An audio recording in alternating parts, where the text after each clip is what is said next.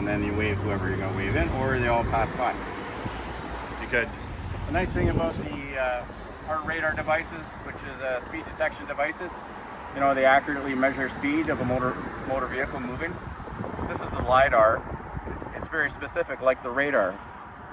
This is a laser beam that's being sent out, when the officer pulls the trigger.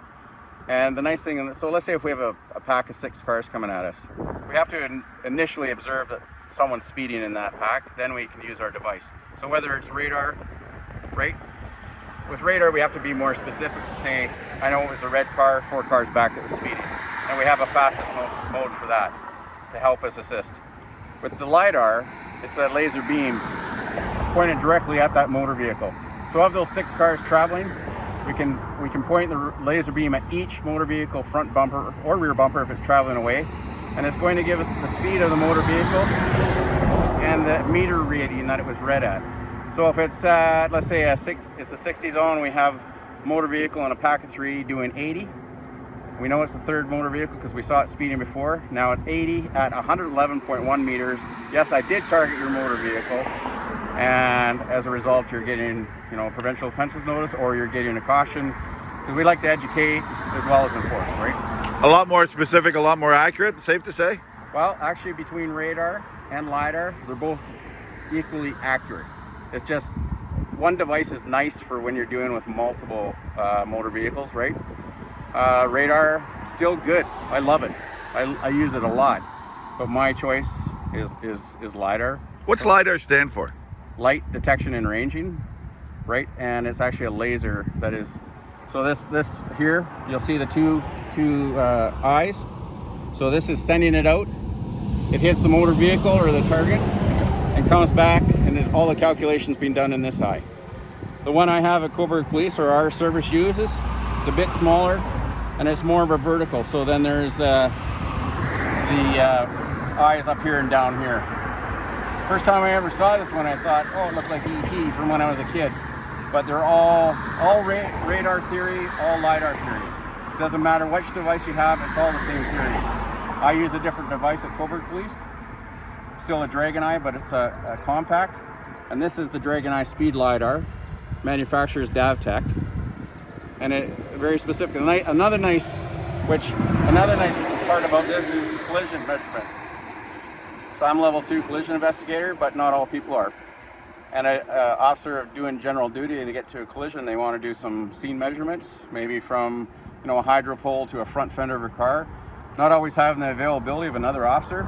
You can lay your baseline tape down, your meter tape, and you can stand at each location along the way. And now I can, with the survey mode, get accurate measurements. Record it all, and it's all evidence for my investigation.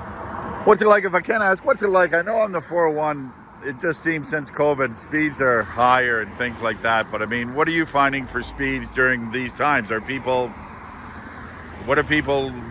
it generalized? Like I know our service, we've been getting quite a few, speed complaints.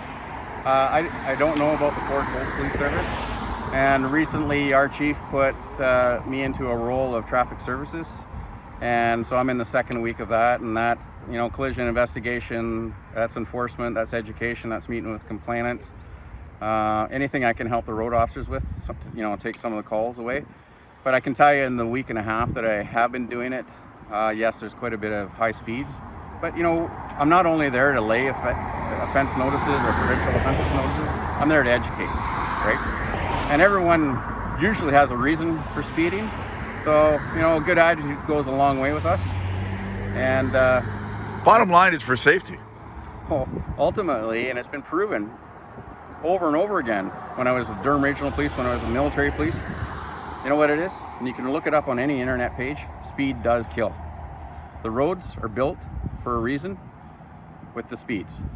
And it's all engineered that way to handle that speed. Plus you're dealing now with residential, plus you're dealing with commercial, where you have big commercial trucks pulling out.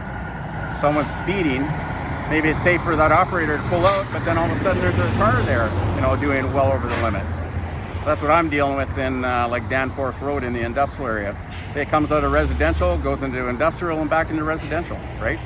And there's many other areas in, where I work, but, talking with these officers, there's the areas here in Port Hope, and our chiefs, you know, we do a lot of joint force training, as you know, and this is just, you know, I was asked by Port Hope to come over and instruct, and so yeah, sure, and I look actually forward to working with them.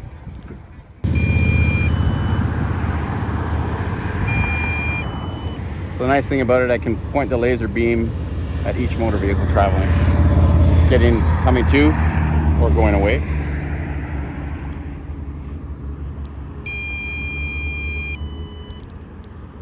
And it tracks as well.